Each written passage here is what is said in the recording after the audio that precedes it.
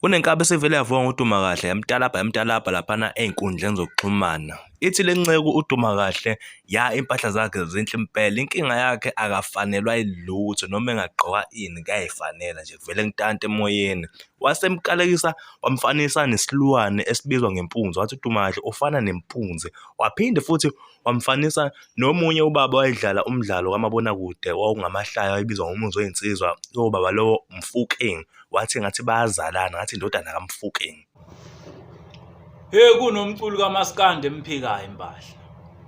Lo mfana lo mncanyana ngomzimba wakuphi lo mfana? Wasedumbo, wasengoje. Lo wathi uDumakahle. Hayi lo mfana loyana hayi impahla iyagoloza lapha. Noma engafaka uplain nude kuyafana. Ethi ugqoka iskin jean kuyafana. Ethi ufaka ishort, ethi ufaka idelela kuyafana. Naye umise okweMpunzi nje. Umise okwezinyane lempunzi nje.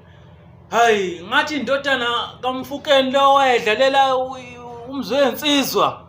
Hayi